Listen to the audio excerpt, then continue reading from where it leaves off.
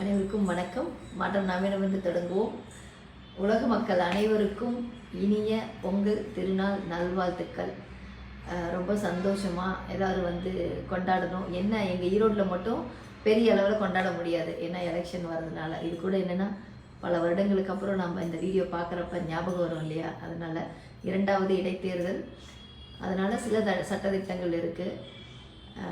நாம் பேருந்து நிலைய பணியாளர்களோட சின்னதாக எப்பயும் போல் நம்ம செய்யலாம் அப்படின்னு ஒரு ஏற்பாடு செஞ்சுருக்கோம். ரொம்ப சந்தோஷமாக இருக்குது. எத்தனை பொங்கல் இப்போ அடுத்த மாதம் பிப்ரவரியில் பார்த்திங்கன்னா நம்ம இளஞ்சியோட 9ஆம் ஆண்டு துவக்க விழா வருது.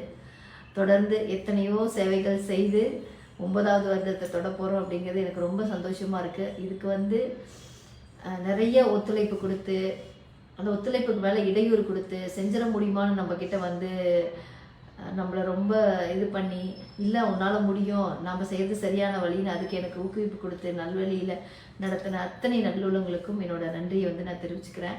இன்னும் ஒரு 3 மாதத்துக்கு அப்புறம் நான் காசி 4வது முறையாக போகிறேன். ரொம்ப சந்தோஷமாக இருக்குது. இறைவன் ஏன்னா காசியில் கால் வைக்கவே கொடுத்து வைக்கணும்னு சொல்லுவாங்க. 4வது முறையாக நான் போகிறதுக்கான முயற்சி எடுத்துருக்கிறது இன்னும் எனக்கு ரொம்ப சந்தோஷமாக இருக்குது.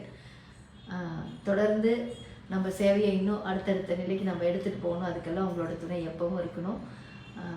இறைவன் அருளோட எந்த சூழ்நிலையும் எந்த நிலையிலும் நம்ம நல்வழியில் நான் போகணும் அப்படின்னு நான் இறைவன்கிட்ட வேண்டிக்கிறேன். உங்களோட ஒத்துழைப்பு எப்பயும் இருக்கணும். அத்தனை பேர்த்தோட குடும்பத்துலேயும் இன்னல்கள் தீர்ந்து இன்பத்தோடு வாழணும்னு இறைவனை வேண்டிக்கிறேன்.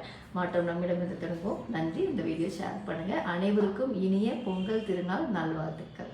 நன்றி.